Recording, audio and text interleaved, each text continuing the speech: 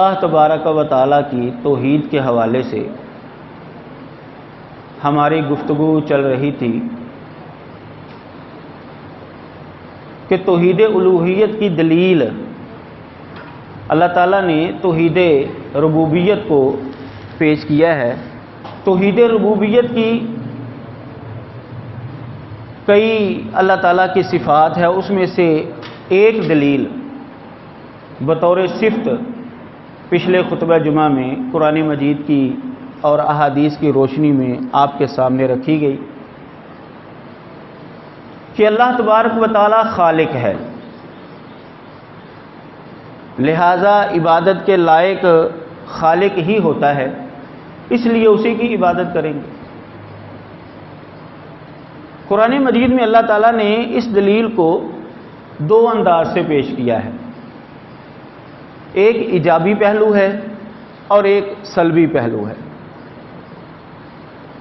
ایجابی پہلو کا مطلب یہ ہے کہ اللہ تبارک و تعالیٰ ہی خالق ہے، اس کے دلائل پچھلے خطبہ جمعہ میں آپ کے سامنے رکھے گئے۔ اور سلبی پہلو یہ ہے کہ اللہ کے علاوہ کوئی بھی خالق نہیں ہے، تو جو خالق ہے عبادت کا حق بھی اسی کا ہے، اور جس کی تم پوجا کرتے ہو اللہ کے علاوہ جن کو تم پکارتے ہو وہ چونکہ خالق نہیں ہیں اس لیے وہ عبادت کے حقدار بھی نہیں ہیں۔ آج ہم چند دلائل سلبی پہلو کے آپ کے سامنے رکھیں گے اور پھر اس کے بعد دوسری دلیل کی طرف ہم رخ کریں گے۔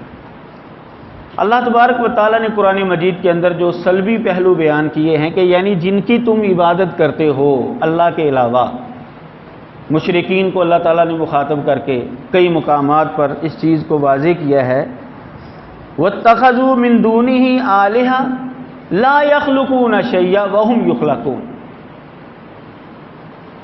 کہ ان لوگوں نے اللہ کے علاوہ جن کو خدا بنایا ہوا ہے، الہ بنایا ہوا ہے، انہوں نے کسی چیز کو بھی پیدا نہیں کیا بلکہ وہ خود پیدا شدہ ہیں، بلکہ وہ خود مخلوق ہیں۔ یہ ہے سلبی پہلو کہ اللہ تبارک و تعالیٰ فرما رہے ہیں کہ جن کو تم میرے علاوہ پوج رہے ہو، جن کی تم میرے علاوہ عبادت کر رہے ہو، وہ تو خالق ہے ہی نہیں بلکہ وہ تو خود مخلوق ہیں، اور مخلوق محتاج ہوتی ہے، اور محتاج کی عبادت کا کیا تک بنتا ہے؟ وہ اس قابل ہی نہیں ہے کہ اس کی عبادت کی جائے۔ یہ حق صرف اور صرف خالق کا ہے، اور وہ اللہ تبارک و تعالیٰ کی ذات بابرکات ہے۔ سورۃ الفرقان کی آیت نمبر 3 میں اللہ تعالیٰ نے یہ بات بیان کی ہے۔ اسی بات کو اللہ تعالیٰ نے سورۃ الحج کی آیت نمبر 73 میں اس طرح بیان کیا ہے، ان الذین تدعون من دون اللہ لن یخلقوا ذبابا ولو اجتمعوا لہ، کہ جن کو تم اللہ کے علاوہ پکارتے ہو وہ تو ایک مکھی بھی پیدا نہیں کر سکیں گے اگرچہ وہ سارے اکٹھے ہو کے آ جائیں۔ یعنی تم جن کو معبود سمجھ رہے ہو، جن کو تم پکار رہے ہو، جن کی تم عبادت کر رہے ہو مجھے چھوڑ کر، ان کے اندر تو صفت خالقیت پائی ہی نہیں جاتی۔ بڑی چیزوں کو چھوڑو، وہ تو چھوٹی سی مخلوق بھی پیدا نہیں کر سکتے، مکھی بھی پیدا نہیں کر سکتے ہو۔ اللہ تبارک و تعالیٰ نے اس قدر ان کی کمزوری واضح کی ہے کہ جن کو تم میرے علاوہ پکارتے ہو، بڑی چیزیں آسمان زمین کو پیدا کرنا تو دور ہے، وہ تو مکھی بھی پیدا نہیں کر سکیں گے، سارے کے سارے خواہ اکٹھے ہو کر بھی آ جائیں۔ کہو ان کو پیدا کر کے دکھاؤ مکھی، لاؤ اپنا مٹیریل، اللہ تبارک و تعالیٰ کی بادشاہی اور خدائی سے باہر جاؤ، اپنی چیزیں لاؤ، بنا کر دکھاؤ مکھی، ہرگز وہ پیدا نہیں کر سکیں گے۔ تو اللہ تبارک و تعالیٰ نے یہاں پر معبودان باطلہ کی عبادت کی نفی کی ہے، اس وجہ سے کہ وہ خالق نہیں ہیں۔ یہ ہے سلبی پہلو۔ ایک اور مقام پر اللہ تعالیٰ فرماتے ہیں افمن یخلق کمن لا یخلق افلا تذکرون، کیا تمہیں سمجھ نہیں آ رہی کہ خالق اور مخلوق یہ کیسے برابر ہو سکتے ہیں؟ ایک وہ ذات جو خالق ہے، جس نے خلق کیا ہے دنیا کائنات کو، اور ایک وہ کہ جو کسی چیز کو بھی خلق نہیں کر سکا، یہ کیسے برابر ہو سکتے ہیں؟ کیا تمہیں سمجھ نہیں آ رہی؟ تو جب یہ دونوں برابر ہو ہی نہیں سکتے تو پھر عبادت کے اندر وہ کیسے برابر ہو سکتے ہیں؟ عبادت بھی صرف خالق کا ہی حق ہے۔ سورہ نحل آیت نمبر 17۔ اسی طرح سورہ نحل کی آیت نمبر 20 میں اللہ تعالیٰ نے اسی بات کو دوسرے انداز سے بیان کیا ہے، والذین یدعون من دون اللہ لا یخلقون شیئا وہم یخلقون، کہ وہ لوگ جن کو یہ اللہ کے علاوہ پکارتے ہیں انہوں نے کسی چیز کو بھی پیدا نہیں کیا بلکہ وہ خود خلق شدہ ہیں، وہ خود مخلوق ہیں، خود وہ اپنی پیدائش کے اپنے بننے کے محتاج ہیں۔ تو جو خود محتاج ہو وہ کسی کی حاجت روائی کیسے کر سکتا ہے؟ کسی کی مشکل کشائی کیسے کر سکتا ہے؟ کیسے وہ عبادت کے لائق ہو سکتا ہے؟ تو اللہ تبارک و تعالیٰ نے معبودان باطلہ کے معبود ہونے کی نفی کی ہے، رد کیا ہے، اور دلیل کے طور پر اس کو پیش کیا ہے کہ وہ خالق نہیں ہے بلکہ وہ خود مخلوق ہیں۔ سورہ لقمان کی آیت نمبر 11 میں اللہ تعالیٰ نے اس بات کو یوں بیان کیا، ھذا خلق اللہ، یہ جو تم دیکھ رہے ہو بغیر ستونوں کے آسمان، یہ پہاڑ، یہ ساری چیزیں تم دیکھ رہے ہو، یہ تو اللہ کی تخلیق ہے، یہ تو اللہ نے پیدا کی ہیں چیزیں۔ فَأَرُونِي مَاذَا خَلَقَ الَّذِينَ مِن دُونِهِ، تو اللہ کے علاوہ جن کو تم پوجتے ہو ذرا دکھاؤ تو صحیح مجھے انہوں نے کیا پیدا کیا ہے، انہوں نے کون سی چیز پیدا کی؟ یہ جو تم کائنات دیکھ رہے ہو، زمین آسمان، یہ چاند سورج ستارے، یہ مخلوقات زمین پر بکھری ہوئی ہیں، یہ ساری کی ساری مخلوقات تو اللہ نے پیدا کی ہیں۔ تو اللہ کے علاوہ جن کو تم پوجتے ہو، فَأَرُونِي، ذرا مجھے دکھاؤ تو صحیح انہوں نے کیا پیدا کیا ہے، کون سی چیز انہوں نے پیدا کی ہے؟ اللہ تعالیٰ فرماتے ہیں بَلِ الظَّالِمُونَ فِي ضَلَالٍ مُبِينٍ، بلکہ ظالم جو ہے وہ واضح گمراہی کے اندر ہے۔ سمجھنے کے لیے تو ایک نقطہ ہی کافی ہوتا ہے، اور لیکن یہ تو اتنی واضح بات ہے کہ ہر بندہ جو دیکھنے والا ہے اس کو یہ چیز نظر آ رہی ہے کہ یہ ساری کائنات اللہ نے خلق کی ہے۔ تو جس کو یہ اللہ کے علاوہ پکار رہے ہیں، جس کی یہ عبادت کر رہے ہیں، اس نے کون سی چیز پیدا کی؟ کوئی بھی چیز پیدا نہیں کی۔ جب وہ خالق نہیں ہے تو اس کی عبادت کا بھی حق نہیں ہے۔ عبادت کا حق صرف اسی کا ہے جو اس ساری کائنات کا خالق ہے، اور وہ اللہ تعالیٰ۔ سورہ فاتر آیت نمبر 40 میں اللہ تبارک و تعالیٰ نے اس مسئلے کو یوں بیان کیا ہے، قُلْ أَرَأَيْتُمْ شُرَكَاءَكُمُ الَّذِينَ تَدْعُونَ مِن دُونِ اللَّهِ، اے نبی آپ فرما دیجئے تمہارے وہ شریک جن کو تم اللہ کے علاوہ پکارتے ہو، ارونی ماذا خلقوا من الارض، ذرا مجھے دکھاؤ تو صحیح زمین کے اندر انہوں نے کون سی چیز پیدا کی ہے۔ ام لہم شرک فی السماوات، یا آسمانوں کی بناوٹ کے اندر، پیدائش کے اندر ان کی کوئی شراکت داری ہے، کوئی حصے داری؟ چلو پوری چیز انہوں نے نہیں پیدا کی، چلو یہی ثابت کر دو، یہی دکھا دو کہ انہوں نے آسمان زمین بنانے کے اندر کوئی شراکت داری ہی کی ہو اللہ تعالیٰ کی، چلو یہ چیز ہی دکھا دو مجھے۔ یہ بھی تم دکھا نہیں سکتے، نہ انہوں نے خود تخلیق کی ہے کوئی چیز، نہ وہ تخلیق کائنات کے اندر حصے دار ہیں، تو اس کا مطلب یہ ہے کہ وہ خالق نہیں ہیں۔ تو جب وہ خالق نہیں ہیں تو حق بھی نہیں ہے کہ ان کی عبادت کی جائے۔ سورہ یونس میں اللہ تبارک و تعالیٰ فرماتے ہیں آیت نمبر 34 میں، قُلْ هَلْ مِن شُرَكَائِكُم مَّن يَبْدَأُ الْخَلْقَ ثُمَّ يُعِيدُهُ، اے نبی آپ ان سے پوچھیں کیا تمہارے شریکوں میں سے کوئی ہے جو نئے سرے سے تخلیق کرے اور پھر اس کو لوٹائے؟ کوئی ہے تمہارے شریکوں میں سے؟ بتاؤ ذرا کون ہے کہ جو نئے سرے سے تخلیق کر سکے کوئی چیز؟ یہ دنیا کے اندر جو چیز انسان بناتا ہے وہ تخلیق نہیں ہے نئے سرے سے، بلکہ وہ اللہ تعالیٰ کے مٹیریل سے وہ چیز کو بنا رہا ہوتا ہے، تو وہ خالق نہیں ہے حقیقی اعتبار سے۔ حقیقی اعتبار سے خالق وہ ہے من یبدأ الخلق، جو نئے سرے سے ابتدا کرے تخلیق، کہ کوئی میٹیریل نہیں ہے اور چیز کو بنا دیا گیا ہے۔ یہ صرف اللہ تبارک و تعالیٰ کی صفت ہے۔ ذرا بتاؤ تو صحیح، جن کو تم اللہ کے علاوہ پکارتے ہو انہوں نے کون سی چیز جو ہے وہ نئے سرے سے بنائی، پھر اس کو لوٹائیں، پھر دوبارہ بنائیں اس کو۔ قل اللہ، کہہ دیجئے کہ یہ کام صرف اللہ کا ہی ہے، اللہ کے علاوہ اور کسی کا یہ کام نہیں ہے۔ کہہ دیجئے کہ اللہ جو ہے یبدأ الخلق ثم یعیدہ فأنی تؤفکون، کہہ دیجئے کہ اللہ یہ کام کرتا ہے، وہ نئے سرے سے تخلیق کرتا ہے، پھر اس کو لوٹائے گا، تم کہاں بہکائے جاتے ہو۔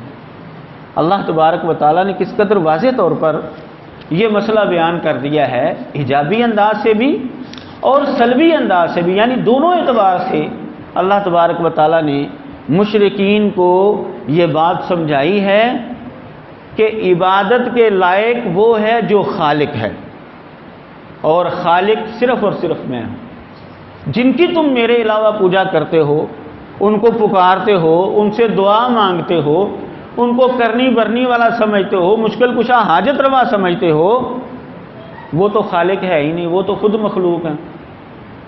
تو جب وہ خود مخلوق ہیں تو پھر عبادت کا بھی حق ان کا نہیں ہے۔ تو اللہ تبارک و تعالیٰ نے دونوں انداز سے یہ مسئلہ سمجھایا ہے قرآن مجید کے اندر۔ دوسری دلیل توحید ربوبیت کی دوسری صفت جس کو اللہ تبارک و تعالیٰ نے قرآن مجید کے اندر توحید الوہیت کے اس بات کے لیے پیش کیا کہ جس کو مشرکین بھی مانتے ہیں کہ یہ دلیل واقعی اللہ تبارک و تعالیٰ کے بارے میں ہی ہے، یہ صفت صرف اللہ کے اندر ہی پائی جاتی ہے، تو اللہ تبارک و تعالیٰ نے اس کو بطور حجت اور دلیل کے پیش کیا کہ جب تم مانتے ہو کہ یہ صفت میری ہے تو پھر عبادت بھی اسی کی ہوگی جس کے اندر یہ صفت پائی جا رہی ہے، اور وہ ہے اللہ تبارک و تعالیٰ نے فرمایا ہے ملکیت، بادشاہت، ہر چیز، کائنات کی ہر چیز یہ اللہ تبارک و تعالیٰ کی ملکیت میں ہے۔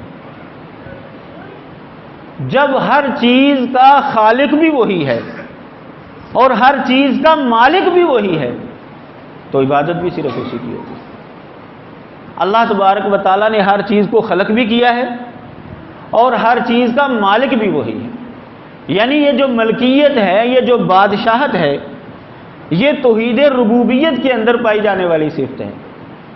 یہ اللہ تبارک و تعالیٰ کی ایک صفت ہے جو توحید ربوبیت کا حصہ ہے، تو اللہ تبارک و تعالیٰ نے اس کو بطور دلیل اور حجت کے پیش کیا ہے کہ لہٰذا عبادت بھی صرف میری ہی ہوگی، کیونکہ ہر چیز کا مالک میں ہوں۔ جب مالک میں ہوں تو بات بھی پھر تم میری ہی مانو گے۔ اللہ تبارک و تعالیٰ نے قرآن مجید کے اندر کئی مقامات پر فرمایا ہے انما امرت ان اعبد رب هذه البلدۃ التي حرمها وله كل شيء، سورہ نمل آیت نمبر 91 میں، کہ مجھے یہ حکم دیا گیا ہے کہ میں اس حرمت والے شہر کے رب کی عبادت کروں۔ آپ ان کو بتا دیں کہ مجھے یہ حکم دیا گیا ہے کہ میں اس حرمت والے شہر کے رب کی عبادت کروں۔ وہ رب کون ہے؟ وَلَهُ كُلُّ شَيْءٍ، اسی کے لیے ہی ہر چیز۔ عبادت کیوں کرنی ہے اس حرمت والے شہر کے رب کی؟ اس کی وجہ کیا ہے؟ ریزن کیا ہے؟ دلیل کیا ہے اس کی؟ دلیل ہے وَلَهُ كُلُّ شَيْءٍ، ہر چیز اسی کے لیے، ہر چیز کا مالک وہی ہے۔ جب ہر چیز کا مالک وہی ہے تو پھر عبادت بھی صرف اسی کی جائے گی۔ جو مالک ہی نہیں ہے کسی چیز کا، اس کی عبادت کرنے کا کیا فائدہ ہوگا تمہیں؟ نہ وہ تمہیں کوئی چیز دے سکتا ہے، نہ مشکل کے وقت وہ کوئی کام آ سکتا ہے، کیونکہ اس کے پاس تو کچھ ہے ہی نہیں۔ وہ کیسے جو ہے وہ تمہاری مشکل کشائی کر سکے؟ مشکل کشائی وہی کرے گا جو ہر چیز کا مالک، اور وہ صرف اللہ تعالیٰ کی ذات ہے۔ سورہ زمر آیت نمبر 6 میں اللہ تعالیٰ فرماتے ہیں یہ مسئلہ، ذالکم اللہ ربکم لہ الملک، یہ اللہ ہے تمہارا رب، اسی کے لیے بادشاہت ہے۔ لا الہ الا ہو، جب بادشاہت اسی کے لیے ہے، لا الہ الا ہو، پھر معبود برحق بھی اس کے علاوہ کوئی نہیں۔ توحید ربوبیت کی یہ بات تم تسلیم کرتی ہو کہ اللہ تعالیٰ کے اندر ہی یہ چیز پائی جاتی ہے کہ وہ ہر چیز کا مالک ہے۔ جب مالک وہ ہر چیز کا ہے، لا الہ الا ہو، پھر الہ بھی صرف وہی ہے۔ پھر تمہیں توحید الوہیت بھی ماننی پڑے گی۔ کیوں؟ کہ تم توحید ربوبیت کا اقرار کرتے ہو اللہ کے لیے، تو اسی کو بنیاد بنایا گیا ہے توحید الوہیت کے لیے۔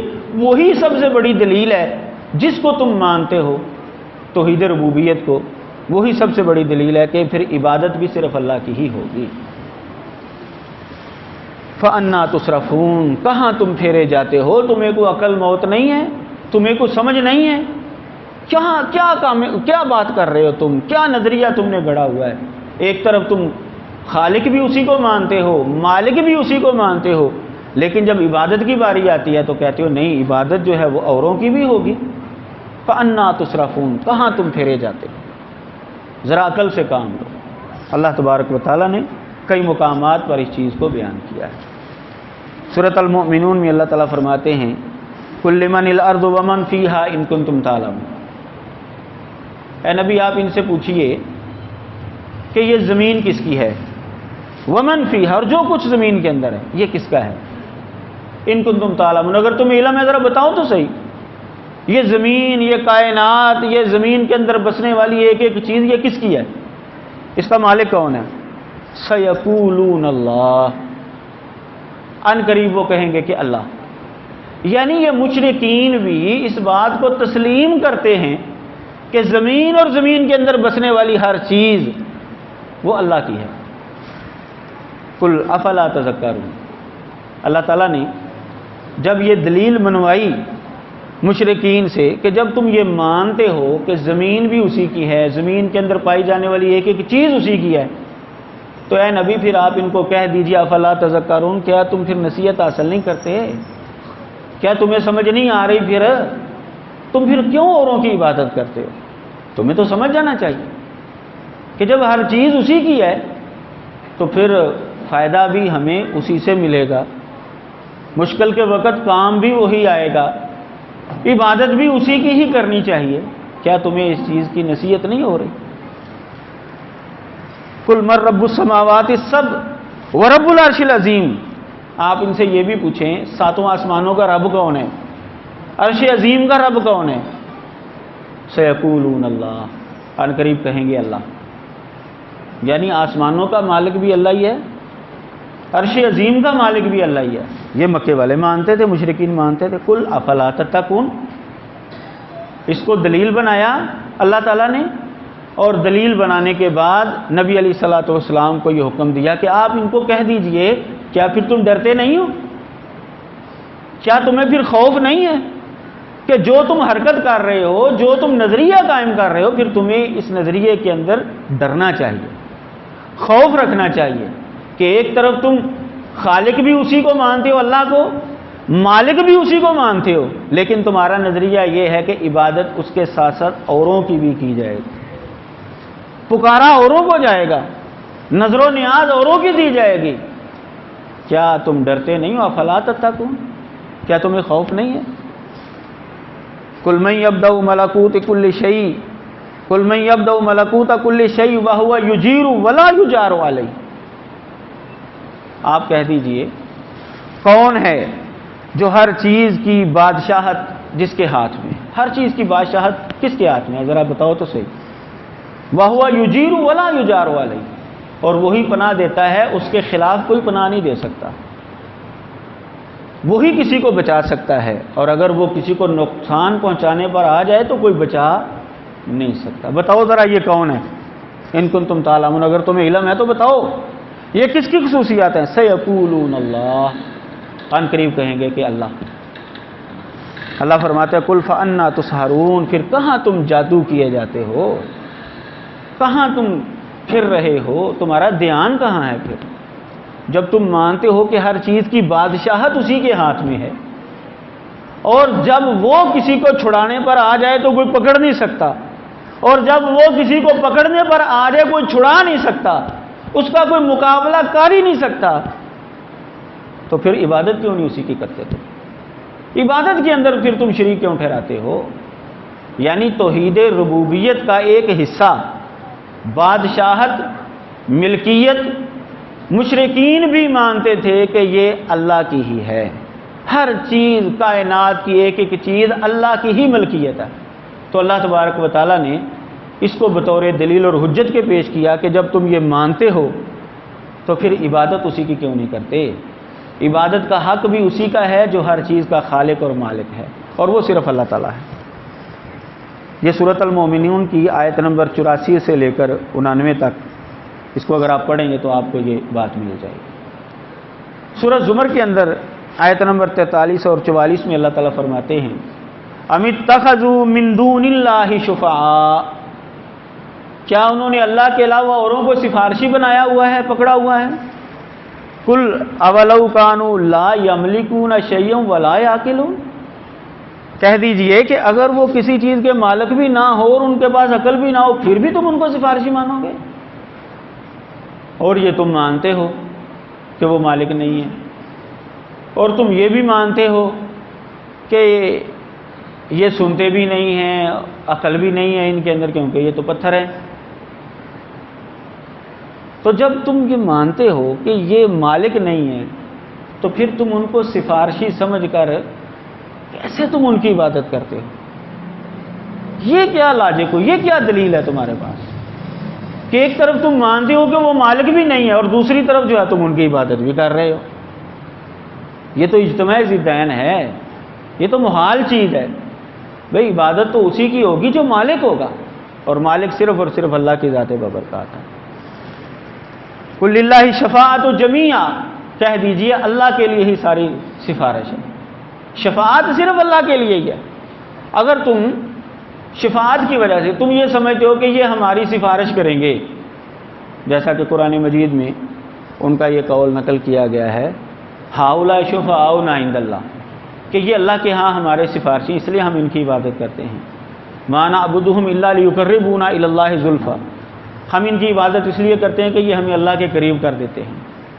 اور یہاں پر بھی اللہ تعالیٰ فرما رہے ہیں کہ جن کو تم نے اللہ کے علاوہ سفارشی مانا ہوا ہے، یعنی وہ سفارشی سمجھ کر ان کی عبادت کر رہے ہیں، تو اللہ تعالیٰ نے اس چیز کا بھی رد پیش کیا ہے کہ تم ان کو سفارشی مان رہے ہو، اس لیے تم ان کی عبادت کر رہے ہو، تو ساری سفارش تو میرے پاس ہے، تم پھر میری خالص عبادت کیوں نہیں کرتے؟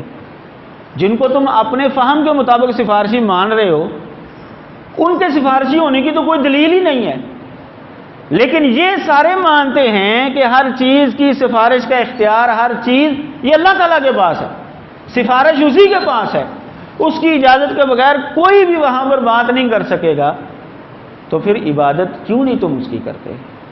عبادت بھی پھر اسی کی کرو جس کے پاس سفارش ہے۔ سفارش کی وجہ سے تم اوروں کی پوجا کر رہے ہو، حالانکہ ان کے پاس سفارش نہیں، تو جس کے پاس حقیقی سفارش ہے اس کی کیوں نہیں تم پوجا کرتے؟ اس کی طرف آ جاؤ۔ تو اللہ تبارک و تعالیٰ نے یہاں پر معبودان باطلہ کی عبادت کی نفی کی ہے۔ ایک دلیل یہ پیش کی ہے کہ ان کے پاس کوئی ملکیت نہیں ہے، وہ مالک نہیں ہے، اور دوسری چیز کہ اگر تم ان کو سفارشی سمجھ کر عبادت کرتے ہو تو سفارش تو ساری میرے پاس ہے، میری اجازت کے بغیر تو کوئی بول ہی نہیں سکے گا وہاں پر، تو پھر میری ہی عبادت کرو تم۔ اگر اس کو تم دلیل بناتے ہو تو یہ دلیل تو میرے اندر پائی جاتی ہے، یہ چیز تو میرے اندر پائی جاتی ہے، پھر عبادت تم میری کرو، پھر بھی ان کا حق نہیں بنتا کہ تم ان کی عبادت کرو۔ اللہ تعالیٰ فرماتے ہیں لہ ملک السماوات والارض، اسی کے لیے آسمانوں اور زمین کی بادشاہت ہے۔ تو جب اللہ کے لیے ہی آسمانوں اور زمین کی بادشاہت ہے تو پھر عبادت بھی صرف اللہ تبارک و تعالیٰ کی ہی کی جائے گی، اللہ کے علاوہ اور کسی کی عبادت جو ہے وہ نہیں کی جائے گی۔ اللہ تعالیٰ نے اور کئی مقامات پر یہ مسئلہ جو ہے واضح کیا ہے کہ جن کو تم اللہ کے علاوہ پکارتے ہو وہ مالک نہیں ہے۔ حضرت یحییٰ علیہ السلام کو جو اللہ تعالیٰ نے 5 باتوں کا حکم دیا تھا کہ بنی اسرائیل کو یہ باتیں جا کر سکھاؤ، جو مسند احمد کے اندر حدیث موجود ہے، اس کا ایک جو پچھلے خطبہ جمعہ کے ساتھ ہمارا تعلق رکھتا تھا وہ پیچھے بیان ہوا۔ دوسرا اس کا جو ہے وہ آج کے موضوع کے ساتھ متعلق ہے، تو وہ میں بیان کرتا ہوں کہ نبی علیہ الصلوۃ والسلام نے فرمایا، حضرت یحییٰ علیہ الصلوۃ والسلام کو اللہ تعالیٰ نے جو 5 باتوں کا حکم دیا تھا، ان میں سے یہ تھی ایک بات، ان تعبدوا اللہ لا تشرکوا بہ شیئا، کہ تم اللہ کی عبادت کرو، اس کے ساتھ کسی کو شریک نہ ٹھہرانا۔ فإن مثل ذلک مثل رجل اشترى عبدا من خالص مالہ بورق او ذهب، کہ تم نے اللہ کی عبادت کرنی ہو، اس کے ساتھ کسی کو شریک نہیں ٹھہرانا ہے۔ یہ اللہ تعالیٰ نے پھر مثال دے کر اس کو سمجھایا کہ اس کی مثال ایسے ہی ہے کہ ایک آدمی نے اپنے خالص مال سے، سونے یا چاندی سے ایک غلام خریدا، فجعل يعمل ويؤدي الذي عليه الى غير سيده، اب وہ غلام جو ہے وہ غلام تو کسی کا ہے، وہ کام کرتا ہے، محنت مزدوری کرتا ہے، لیکن جو مزدوری لے کر آتا ہے نا، وہ مزدوری کسی اور کو دے دیتا ہے۔ پیسے جو کما کر لاتا ہے نا، وہ اصل مالک کی بجائے کسی دوسرے کو دے دیتا ہے۔ کیا کوئی برداشت کرے گا مالک کہ غلام میرا ہے، خریدا اس کو میں نے ہے، پیسے میں نے اس کے اوپر خرچ کیے ہیں، کھانا میں اس کو دیتا ہوں، اور کمائی لا کر کسی اور کو دے رہا ہے؟ یہ کیا تک بنتا ہے؟ یہ کوئی انصاف ہے؟ تو اللہ تبارک و تعالیٰ نے یہ مثال دی حضرت یحییٰ علیہ الصلوۃ والسلام کو، تو انہوں نے بنی اسرائیل کو یہ مثال دے کر سمجھایا، فَأَيُّكُمْ يَسُرُّهُ أَن يَكُونَ عَبْدَهُ كَذَلِكَ، تو میں سے کون پسند کرتا ہے کہ اس کا غلام ایسی حرکت کرے؟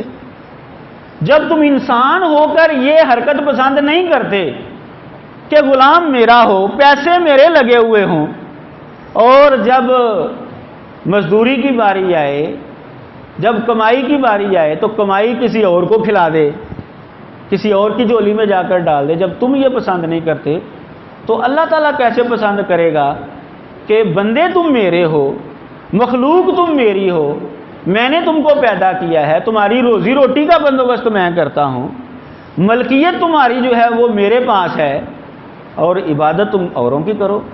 یہ اللہ تعالیٰ کیسے برداشت کرے گا؟ تو جب تم برداشت نہیں کر سکتے اپنی ملکیت کے اندر شراکت، تو اللہ تبارک و تعالیٰ اپنی ملکیت کے اندر شراکت کیسے برداشت کر سکے گا؟ اللہ تبارک و تعالیٰ اپنی عبادت کے اندر کیسے جو ہے وہ شراکت برداشت کر سکے گا؟ اسی لیے مذاہب کے اندر جو آسمانی مذاہب ہیں، ان مذاہب کے اندر سب سے بڑا گناہ وہ شرک کو قرار دیا گیا ہے۔